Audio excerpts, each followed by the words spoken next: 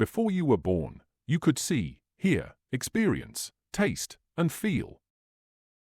You would react to different voices, stories, music, and you could even play simple games with your parents.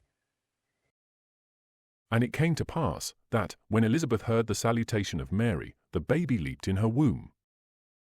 While you were still being formed, your neurons, the wires in your brain, were already growing. Your brain cells grew in response to the experiences you received from your environment.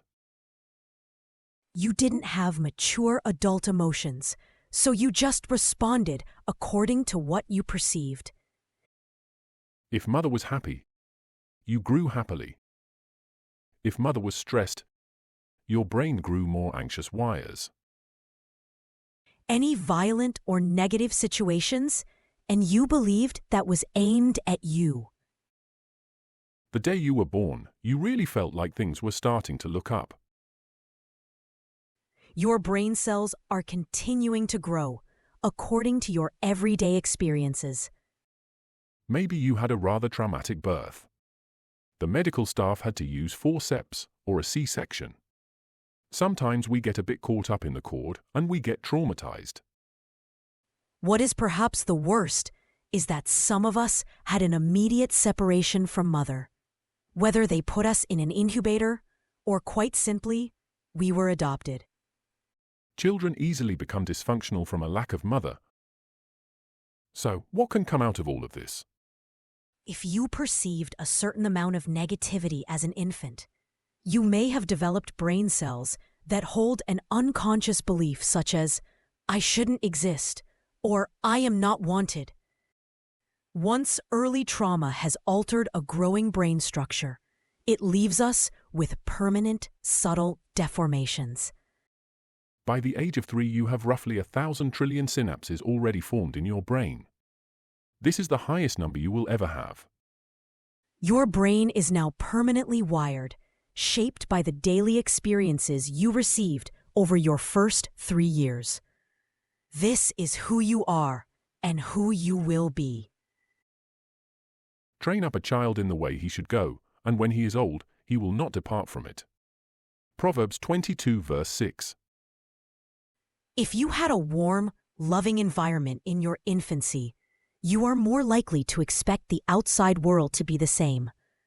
You can feel trust, openness, extroversion, and self-confidence. If you perceived your early environment to be hostile, you will anticipate that the world will be equally uninviting. Your brain is now permanently wired to survive hostile conditions. You are always on the alert. You don't really trust people. You feel empty inside, like you never really belong. You have difficulty giving and receiving love. And there it is. The trouble with your brain, it was completely formed by the age of 3. That means you are filtering everything through some pretty immature foundations. You just carry on, always responding the same way, unless something seriously challenges your 3-year-old beliefs about yourself.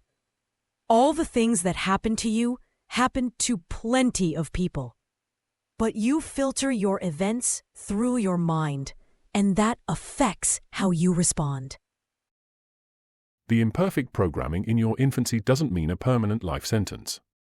The good news is that brain cells are not made of metal. They're biological and can be reprogrammed to have more godlike responses at any age whatsoever.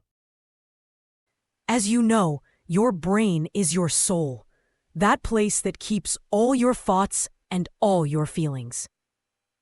1 Thessalonians chapter 5 advises us, "May your whole spirit, soul and body be kept blameless at the coming of our Lord Jesus Christ." You are responsible for your soul. Do not conform to the pattern of this world, but be transformed by the renewing of your mind.